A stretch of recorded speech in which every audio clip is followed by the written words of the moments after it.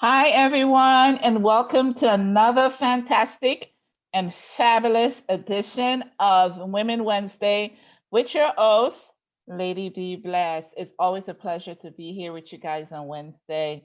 It's always fun and excited to speak to these dynamic women, to learn about their struggles, to learn about how they overcome, how they become successful, and how they can use their stories to inspire us and give us a testimony so we as women too could help and elevate each other. As you know, empower women, empower other women.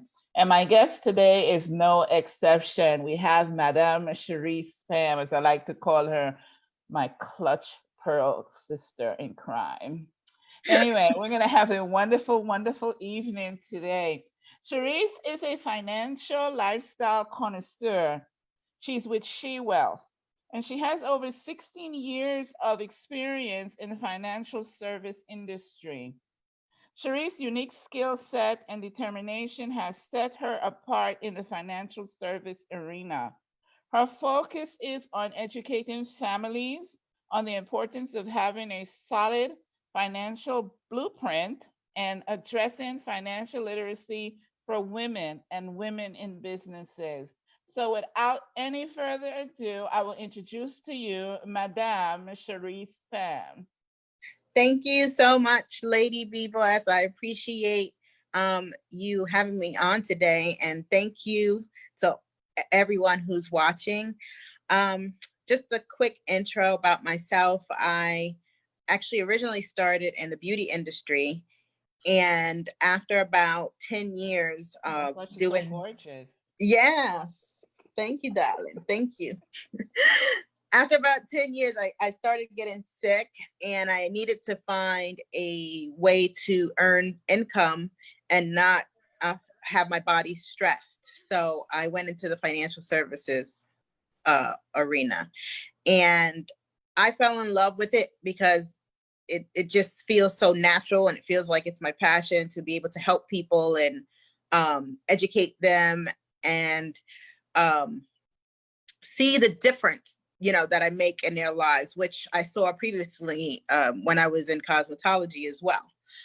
But with this now, as life transitions on and you learn things and life happens, I've transitioned myself to helping women, and I developed a platform called She Wealth, which stands for Savvy, Sexy, Healthy, and Empowered.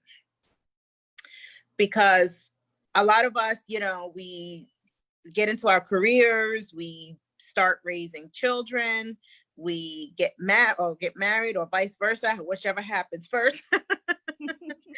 Not necessarily in that order. Exactly. And we kind of get lost, and a lot of us at times will wake up and we'll say, who is this person in the mirror? Like, I don't recognize her. I need to speak to somebody who can talk, speak into me and empower me to be the best person that I can be. So, I'm able to provide a whole solution for my clients, not just on a financial side, but, what are your goals and dreams? What does it look like for you in the future?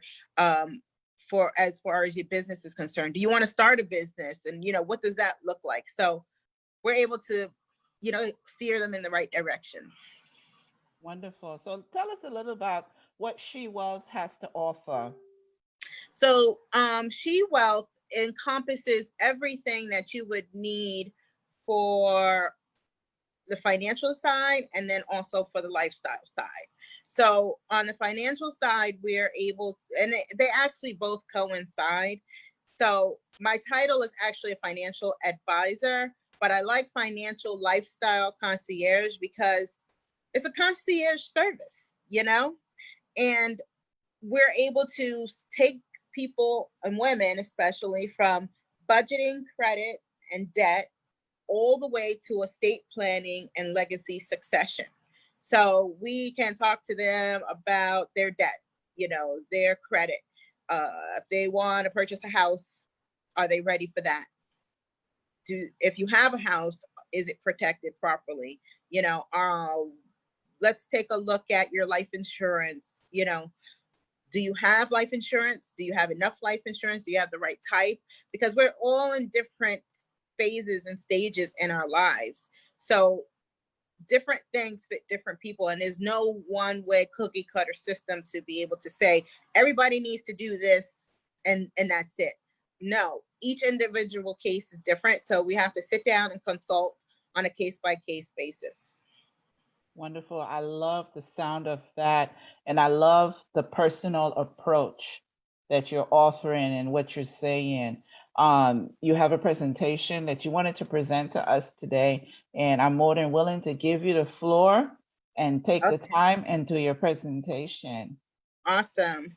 Okay, let me get my screen share going here. I want to thank everyone that's already got it on the lock-in while she is setting up her presentation. I see everybody. I see you all. So go ahead and drop your questions on the live in the comment section. And if you have any questions during the presentation, just definitely put it there and then we'll answer them as we go. So thank you. All right, Madam Cherese. Okay. So today I'm just going to talk about, I don't know how to make this full screen, but I think that's good. It looks good on my end. It looks good? Okay, perfect. Yeah, it looks good on the live. Okay, awesome. So today we're going to talk about empowerment, elevation, and how to achieve the goals that you want to accomplish in your financial life. A lot of us, like I said, we get started in life and no one really sits down and says, this is what you need to do. Take this approach, take this step, and then we get kind of engulfed in it. And then we're like, oh my gosh, I didn't plan for retirement. Oh my goodness, it's time to plan for college. Oh, wow. My husband passed away, or I'm getting divorced. What's the next step now? So there's a lot of different moving components. So we're going to talk through a few of those scenarios today and have some key points that you can use to be able to move forward in the right direction successfully. Ooh, it went too fast there. It has a mind of its own. Exactly. So the first one is our agenda. Women surging economic power. That's the first thing. The second one is preparing for your financial future, which is super important, especially in these times that we're living in right now. Number 3 is financial life stages. And then number 4, what to do to take action.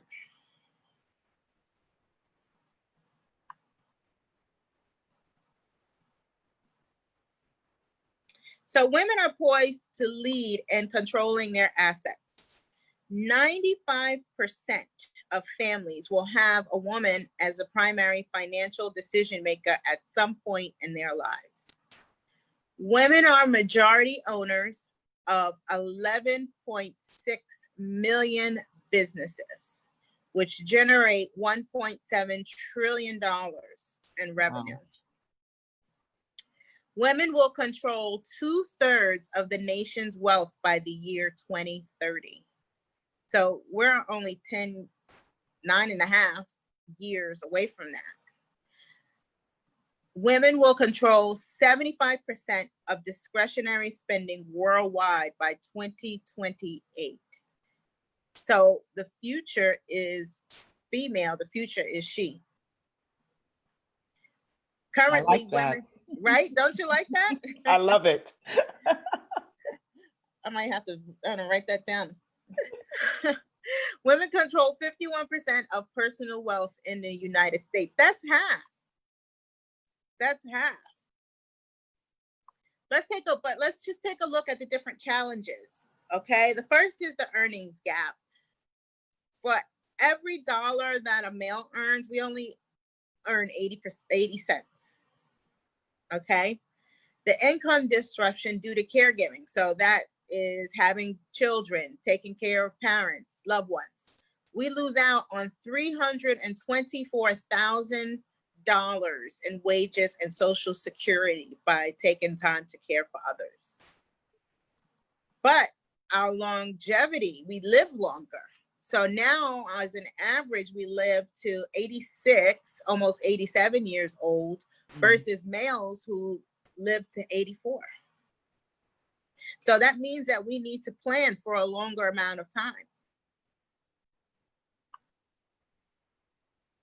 So preparing for the challenge. So we take a look at three things, three buckets, right?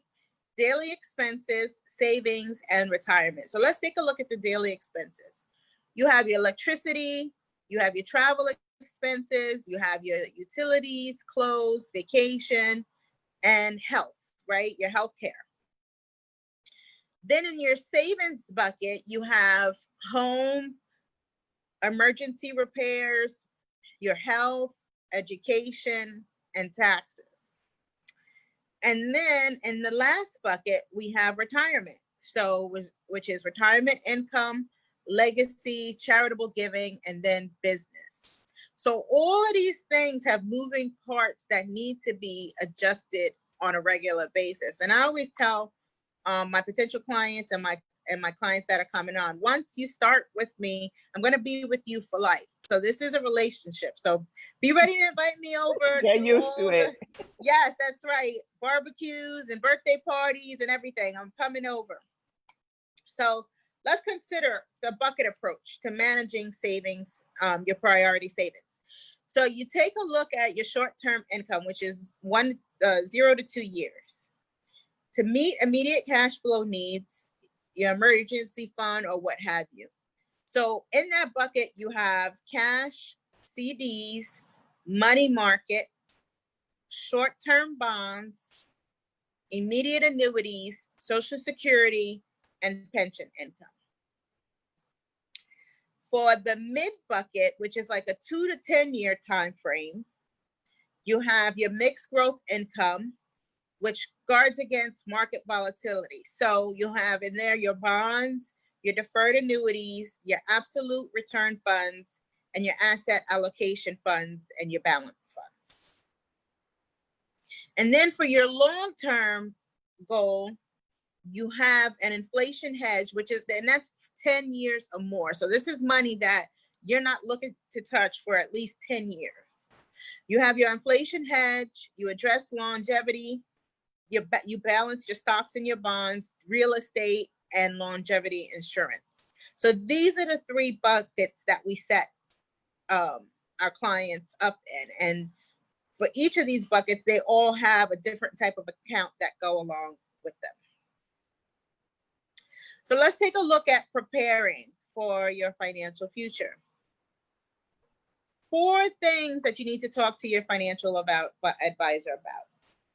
Social Security, retirement savings, investments, and financial planning. Those all need to be a discussion. And it's not a discussion that's just going to happen from one day to the next. It needs to be planned out in stages. So one visit, you'll talk about Social Security and retirement savings. And then the next visit, you'll talk about investments. And then the whole planning picture of what that all looks like and how that all comes together. And we actually provide customized analysis for you that will give you the numbers based on your income, how much you're saving, how much you're putting in your 401k currently, and show you if you have a shortfall or not. So let's talk about Social Security, which will not cover it all. Nearly 55% of Social Security recipients are women. On an average, Social Security only replaces about 40% of pre-retirement savings. So women age 55 to 64, we already discussed, we earn 80 cents for every dollar that men earn. Let's take a look. If you look over here, that equates to $57,304 for the male and $18,000 to $18,252 for median annual incomes. And that's what you're going to expect from Social Security. So if you earn $57,000, you're going to earn like $18,000 from Social Security. If you earn $42,000 a year, you'll earn $14,000 from Social Security. Can we live off of Social Security? If you couldn't, if you can't barely make ends meet, if you make 42,000, how you gonna live off of 14? So that means that we have to get really aggressive with what we're doing for our futures. So let's put time on your side by starting now. On an average, women may live longer in retirement. A 65-year-old woman can expect to live on average to about 87, where a 65-year-old man will live till 84. So if your current income is, I don't want you guys to hit the floor when you see these numbers, but if your current income is $50,000, you will need to save a minimum of $875,000 accumulated. If your income is $100,000, you will need to save at a minimum $1.7 million. If you earn again, what? If you earn $100,000 per year currently, you will need to accumulate $1.7 million to be able to retire at the same lifestyle that you're living now. That's amazing. And it's like, how many people are making 100 is in that particular income bracket? So yeah, and if you take a look at it this way, if you and your partner are both earning 50 or 60-40 or 70-30 or whatever it is, between the two of you, you're still going to need to accumulate 1.7 million. Wow. And then it gets higher, of course, as the more money you make. So if you make 250,000, you would have to accumulate approximately $4.3 million to live at the same lifestyle. Let me ask a real quick question. At what age Sure. do one start thinking about retirement or saving for retirement? To say someone in their 30s, their 20s, at what age do you think it's like the best time? The 20s, because this is based off of a 25-year retirement period. And the longer you wait, the more money you have to save, because what happens is the money doubles. You don't have as many doubling periods as you get older. And the compound interest, when you're younger, it gives you more time to be able to save and have the money compound. But once you start getting older, it's compounding less. So now you have to put in more money than if you would have started in your 20s. And that's a discussion that we'll have another time as to how to switch the narrative when it comes to building generational wealth. Because if we have the proper foundations, which are life insurance, and a lot of people, they think life insurance is just for a funeral. No, life insurance is the foundation of wealth. So if one of your parents had a policy and they started it young and they had $700,000 of coverage or $1 million in coverage, and then they left their children $50,000 or $100,000 when they passed away and left money for their grandkids. So now when you're born at birth, you're worth $50,000 or $100,000, and you're not to touch that money until retirement. So you ever heard of trust fund babies? Yes. That's how that starts, because that money's put into a trust. It accumulates over time. They got to do certain things to be able to receive that money at certain ages and stages, and they're taken care of for the rest of their life. They'll never run out of money as long as they utilize the trust properly. So that's a narrative that we have to talk about, how to switch that and be able to build generational wealth.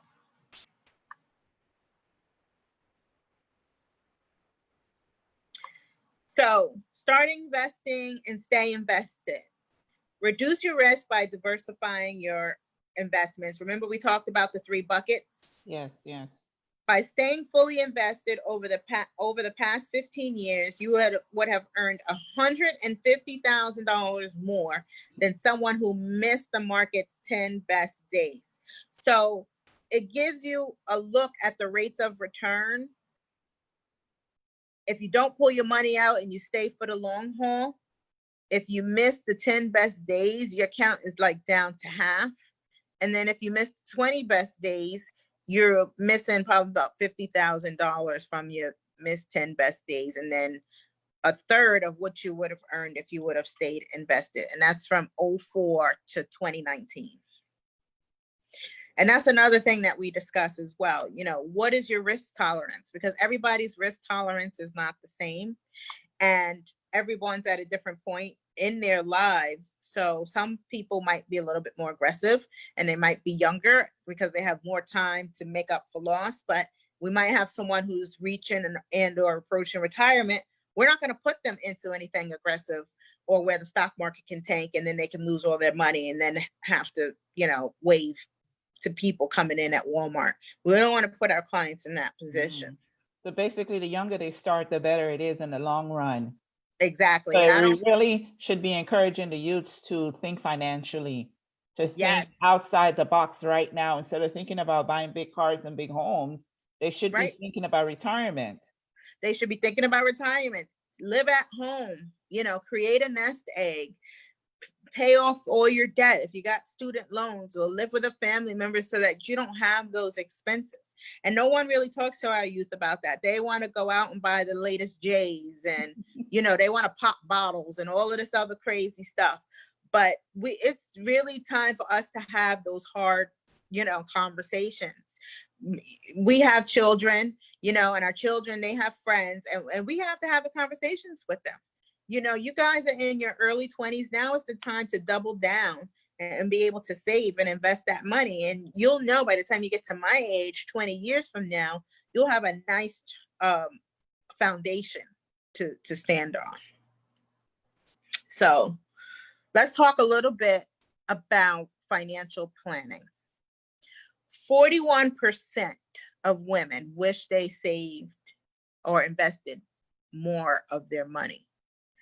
Just over half, 52% of women say they're confident about investing compared to 68% of men. So even in that portion, we're like 16% behind on the 8 ball. Let's talk about 5 things that take money out of our pockets. We have the impact of taxes, inflation, low interest rates. Because if no one talks to you about investing, where are you going to put your money? At a savings account in a bank, or at or in a CD, which will give you 2% or less. Healthcare, one health crisis and you can lose everything. As we see, that's going on right now. Right now. And then procrastination. Oh, I'll do it next year. Oh, I'll do it in a few months. Oh. No, start now. I don't care if you start with $50 a month, but start with something. Because if you don't start, you'll always put it off, and you wake up in 10 years has passed by and you're like, oh my goodness, I haven't started saving. I haven't taken care of this. I haven't taken care of that. Yes. And I think it's important too, what I've learned from speaking to Cherese on a daily basis is that it doesn't matter the amount. You could start, like you say, $50. Some people think, oh my God, I don't have $50. But if you really look at it, $1 a day is $30. Right. You see, you That's could right. even start there. So it doesn't matter the amount. You just have to start somewhere. Got to start somewhere. That's the key. That's the key. So let's talk about the different stages that we go through as women. The first stage is growing and the literacy stage. So that's millennial professionals, beneficiary heirs, and the supporting decision makers. Then you have the accumulation stage. Established professionals. So your career is over. You started a business, or you're self-employed, or you're a working mom, and supporting decision makers. So we can call those elders. And then our final stage is the wealth distribution stage. And those are retirees. You've worked, your children are grown, you've put your time in. So now you are enjoying the fruits of your labor. So let's talk about the growing literacy. How do you establish a framework for that growth? Here are the 5 essential life stage components. The first one is financial literacy. You have to take charge of your financial life. You have to, it's a must. Number 2, budgeting. Find direction in everyday spending and saving. You know, I always talk to people about certain things have to be in your budget. They're not a splurge. So they're non-negotiables for me. Nails, if you go get your hair done, hair, pedicures, certain things are non-negotiable. Now, if you want that, you. you're welcome. You're welcome.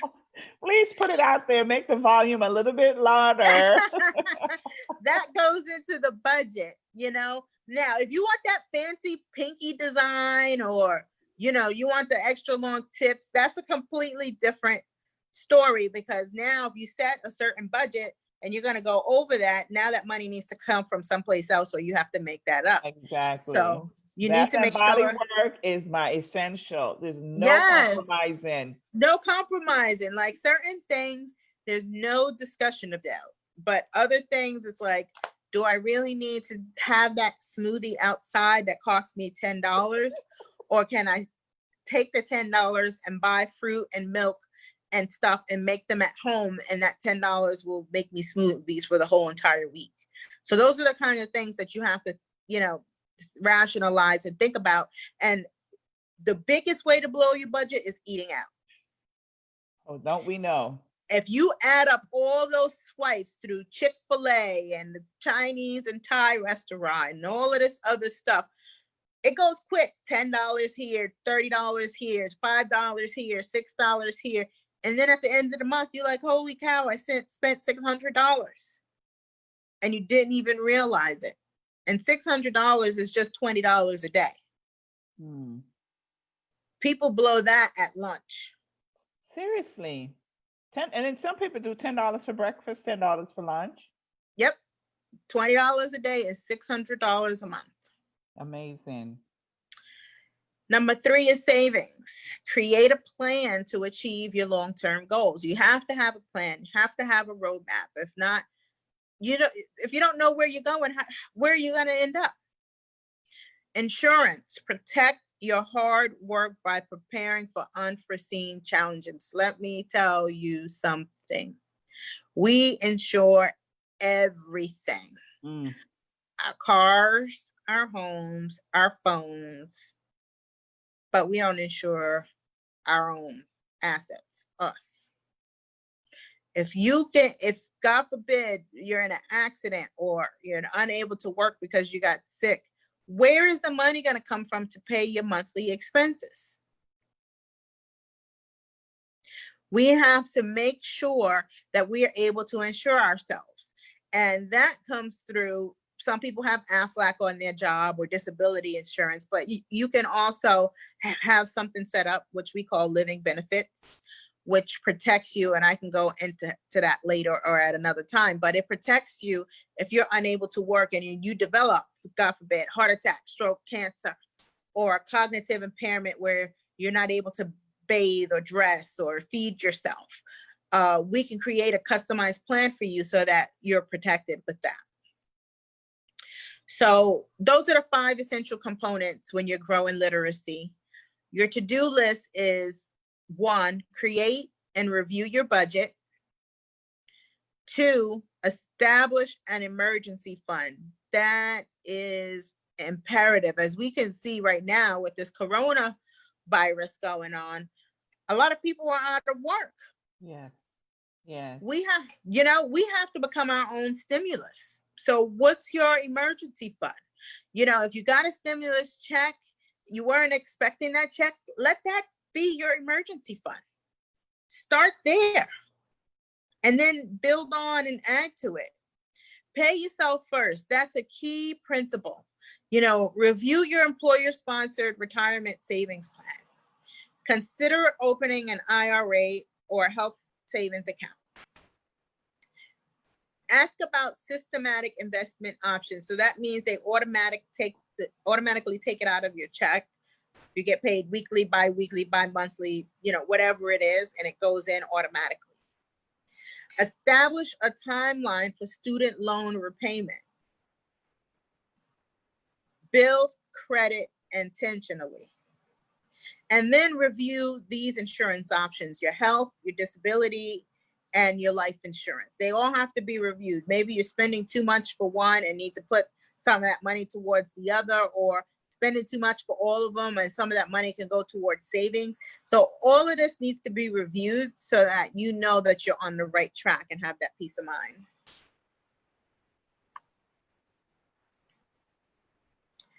Let's talk about the accumulating wealth phase.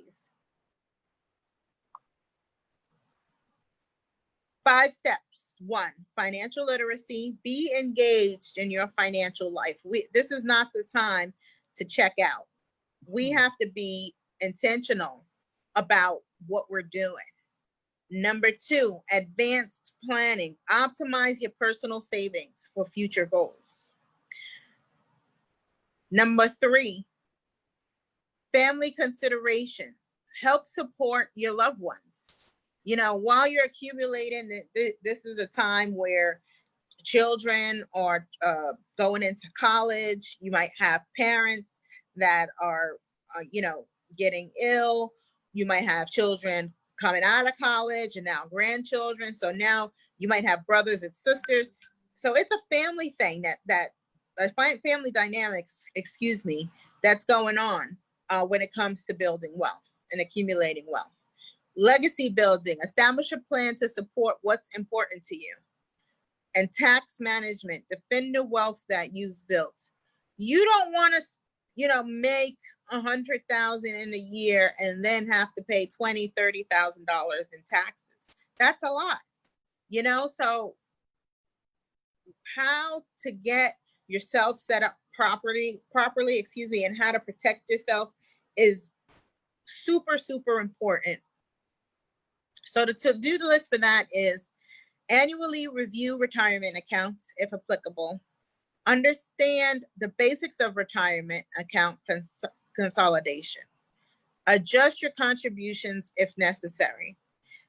Review beneficiary designation. So we tell people if you have a 401k or 403b or 457 plan, to deposit the amount that you're going to deposit up to the match. Anything over the match, you put into a separate account that earns interest so that you can diversify how your taxes are going to be when it's time for you to retire. And that's another discussion. I don't want to get off topic here. If applicable, ask about the 529 and college savings plan.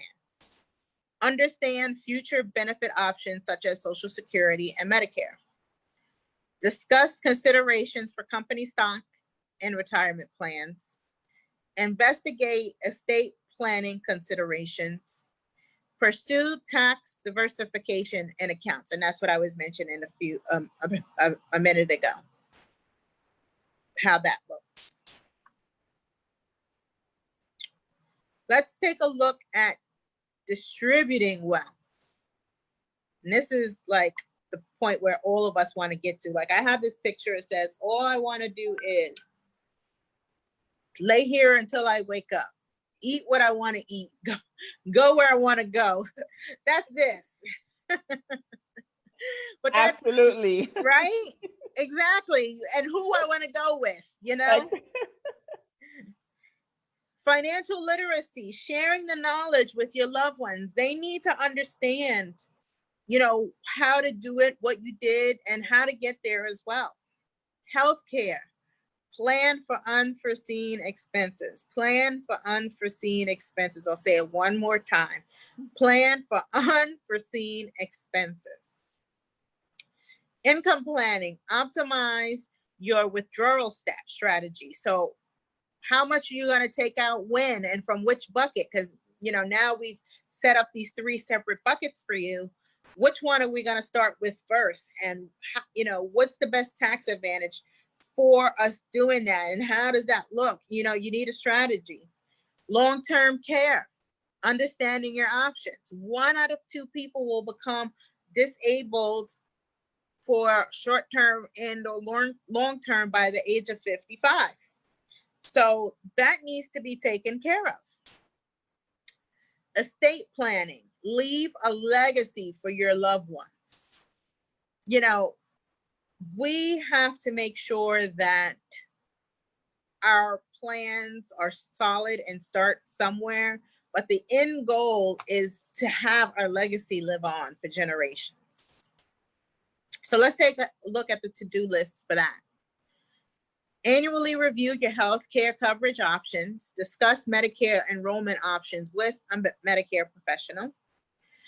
Decide when you will begin collecting Social Security, because it might, if you're 67 and you're retiring, it might behoove you to wait until 72 to start collecting your Social Security, because you'll get, depending on how much you put in, you might get more money then. So that is a discussion as well.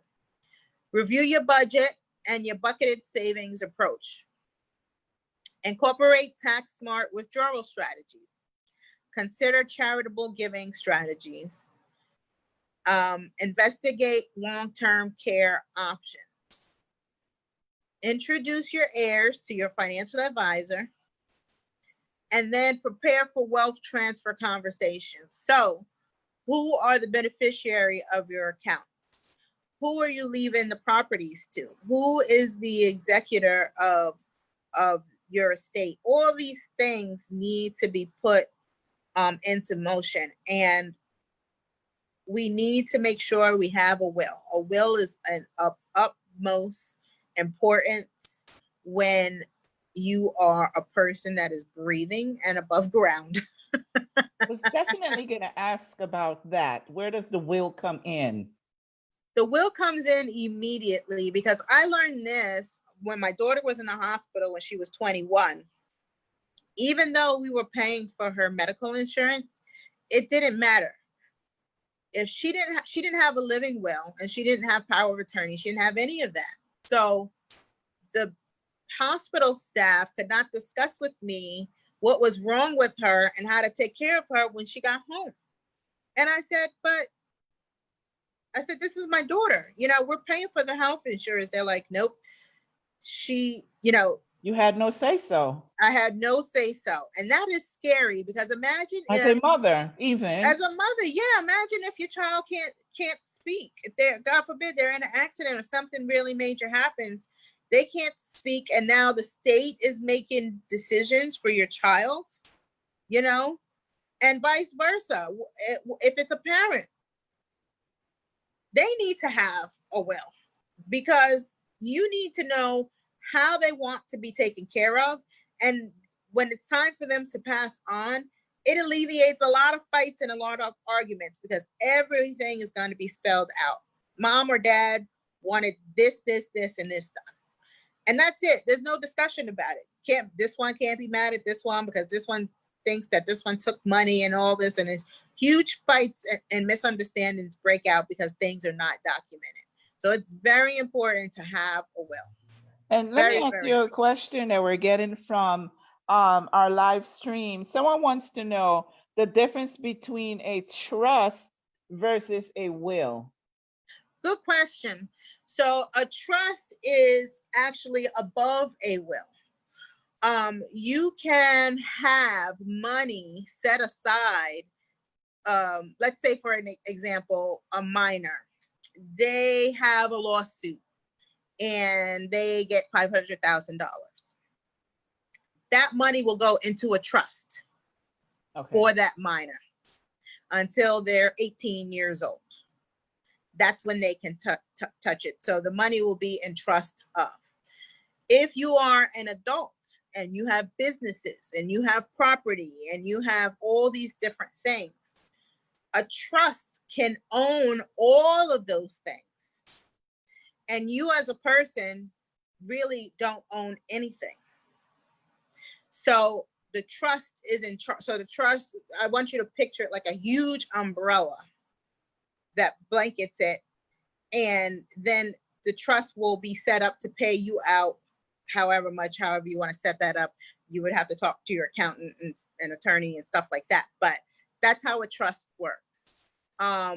When you have a will, you can, and this is when you're starting to get into larger sums of money, you can designate certain amounts of money to go into trust. So like, let's say my last name is Spand, the Spand Family Trust, and each descendant of that trust will receive $25,000 upon their birth, going down 5 lines or 6 lines. And then for that money, they need to do certain things, you know. So with a will, you can speak from the grave to your future family members and your lineage, and your legacy can live on. So when it's time for me to go, they're going to be like, Gigi Cherese, she was a great person, but she must have been really tough, and she still is. She's not even here. So you set up a trust via the will? A trust is a covering.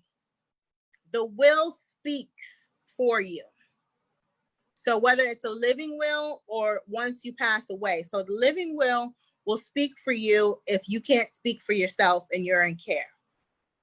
Once you pass away, you have the regular will that'll say, I leave this to this person, I leave that to that person. My life insurance was $100,000. I'm leaving $20,000 to my daughter. 80,000 will pay off the house. The house goes to the husband, or however it is you want to set it up. That's how you do take care of it in the will. Okay, so the question is, she says, I want to change my trust. What do I have to do? You would have to contact the attorney who set the trust up, or we can talk to you offline about what it is that you want to do inside of the trust. Okay. So you'll give some information at the end of the presentation, and then you guys can get in touch with Cherese. And also another question, is it beneficial to have both or one or the other? It depends on the person and the assets and what you have going on as a family. So that depends. Okay. All right. Thank you for answering those questions. You're welcome. And they can contact me. I don't know if they can see my web page, but it's at www.shewealth.net. And there's a link there to request a consultation. What a beautiful site that is. It sure is. Thank you. I had some help from some friends. I know. We all have friends. Yes. So okay, go ahead. Planning and preparing for the unexpected. Let's talk about that. 5 considerations for the unexpected. 1, share knowledge. Keep an open dialogue with loved ones. Important documents. Ensure it's easy for others to access. Put them in a binder. I have like this, it looks like a bag, but it's like an accordion thing. All the important papers are in there. My daughter knows where it is. So if anything happens, she goes to that accordion file. Support network. Work with qualified professionals who can help. Financial protection. Defend what you've worked hard to build. We cannot be so busy grinding, and we're not paying attention to what we have grinded for. We need to protect it. Continue education. Stay informed on what matters most. Things change constantly. I'm constantly learning. You know, the companies that we're constantly learning from them because things are changing, especially now with this COVID stuff. Things have changed drastically. Like even the way we do business has changed, you know, so we need to stay informed. So the to-do list for planning is complete and retain important documents, medical directives, beneficiary designations, power of attorney. That's all something that we can help you with. Establish a backup budget in case of sudden income loss. So if you have an emergency fund and now things have gotten crazy and you're not working, okay, so I might not be able to get my tips done, maybe just a regular manicure and a regular pedi instead of the spa pedicure. Maybe you buy some scrub and do it at home. You got to do a backup budget.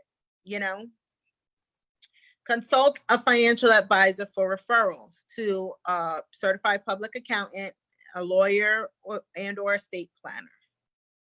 Schedule a family meeting with spouses, partners, and heirs to develop your I love you letter and your financial emergency preparedness plan. This is a must, a must, a must, a must, a must.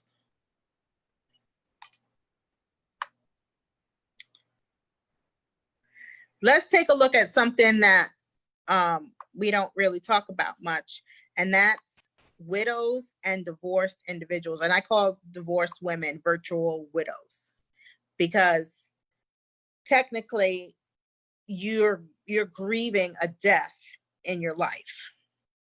So the first is keep an open dialogue with loved ones. Important documents ensure it's easy for others to access. Income planning, work with qualified professionals who can help. Asset protection, defend what you've worked so hard to build, and then stay informed on what matters most. So if you were two people and your partner passes away, now you have to update everything. Things are not the same. So now you need to review your beneficiary designations. Now you want to look at your power of attorney and your medical directives. Because if it was a bad divorce, right, and your ex is the beneficiary of your policy, and let's say you get into a new relationship and you get married again, and God forbid you pass away, well, guess what? Your ex gets the money and not your new partner. And that happens a lot because people do not review their paperwork. I don't want someone who did me wrong to have power of attorney over my bank accounts and all my paperwork. No. We need to make sure things are done properly and in order. And you know what? I'm sitting here, I'm thinking about all the information you're sharing. This is not information that we as young people think about. I mean, not me personally, I'm past the age of a young person. I'm always rocking 32. But I'm saying at 32, in my 20s and in my 30s, these were things that I never, ever thought about. You don't think about them. I'm celebrating the 15th anniversary of my 29th birthday. And when I was 29, I had just gotten married, and I was like, oh, I'll get to it someday, and blah blah blah blah blah. And you got skiing and basketball and dance and Girl Scouts and Boy Scouts and all these different things going on. And then you look up one day and you're like, oh my gosh, it's time for me to plan. Oh my gosh, I'm getting divorced. Oh my gosh, my husband just got sick or laid off. What am I going to do? Oh my gosh, my spouse just passed away and I'm left holding the bag, and we never got to take care of any of this paperwork. So important. So important. So the reason why we say that you have to work with a financial advisor is because you have to navigate through lifetime income, Social Security considerations, insurance coverage updates, tax considerations, credit by reviewing your credit score. What if one of the spouse has a stronger credit score, and let's say the one spouse is a stay-at-home parent, you have to take a look at that, because now you need to build your credit. You need to be able to either make a home purchase or rent an apartment or purchase a car in the future and all of that fun stuff. So all of that needs to be taken into consideration. Review employee benefits, and if applicable, consider coverage for your children.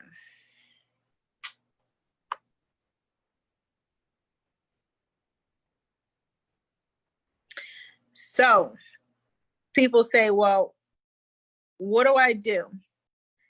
It's time to take action. Yes. What do I do? Take action. Go onto the website, request a consultation. Doesn't cost you anything. And it's time to just review what you have going on. A lot of people say, well, I don't have any money.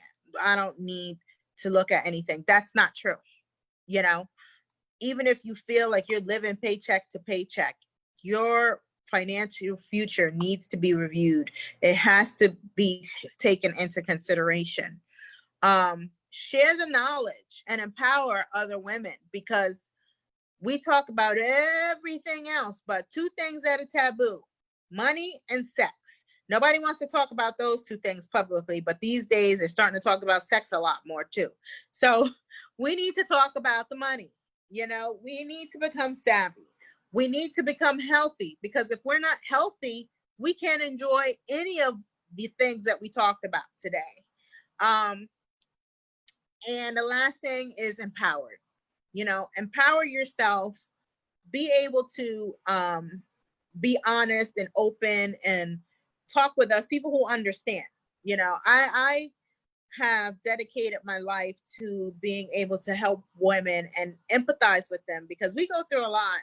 And traditionally, people just speak to the numbers or to the black and white, and not to you as a person.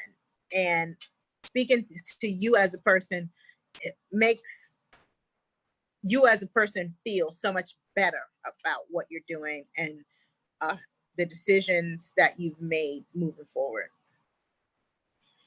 Definitely. Oh my goodness. Thank you. And we have questions. Yay, love questions. Okay, first of all, thank you everyone that's tuned in. Thank you everyone that's on the live. Thank you for everyone that's putting up the questions and participating and giving feedback. Some of the feedback is, yes, women need this information. Yes, let's share the knowledge. That's from Agribiz. Pamela is saying you should have both a IRA and a trust. Bill Gates and his wife operate off of a trust. Yep. Someone wants to know, can you cover IRS and 529s? Oh, 529 plan. Okay.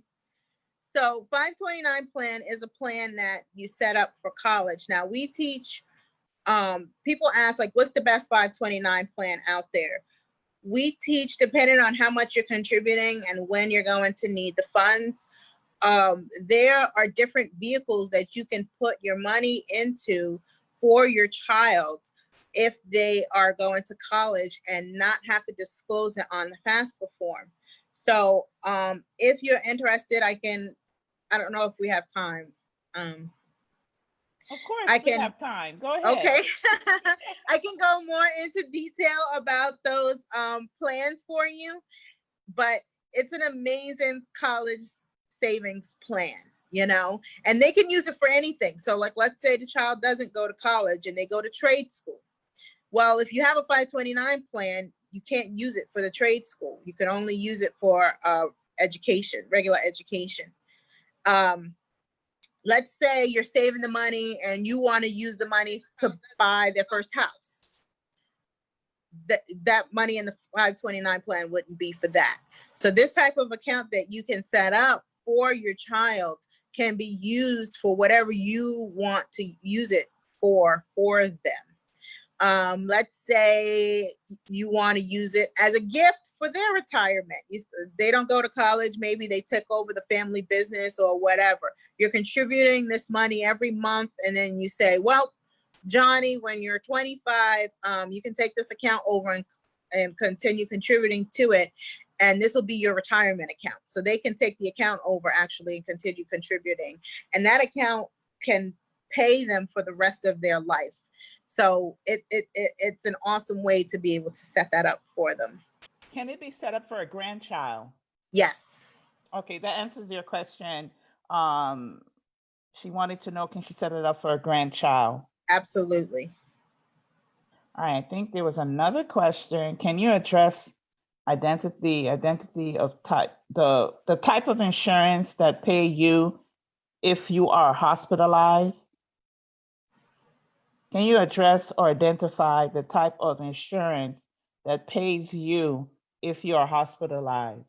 It depends. It could be like an AFLAC policy, or what we offer, a living benefits policy, where if you go in, if you have an accident, heart attack, stroke, cancer, even if you're not in the hospital, let's say you're home, it'll pay you depending on your illness and the severity of it for up to 4 years and 2 months. So 50 months with most of the companies.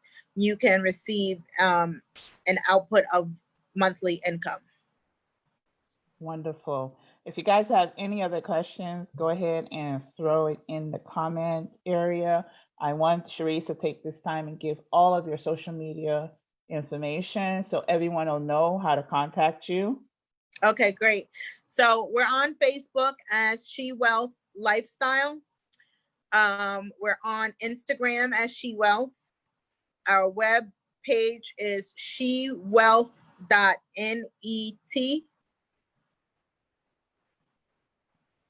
shewealth.net.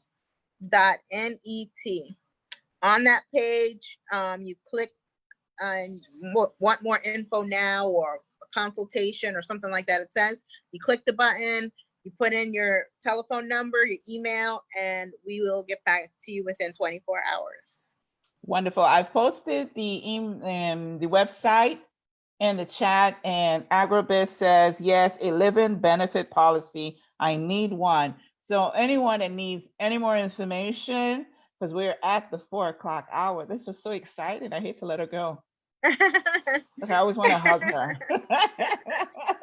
Just a wealth of information. And women, we need this information because no one tells us. No one let us know. No one sits us down and say, you know what, you need to start saving today. We know you're only in your 20s, but let's start saving.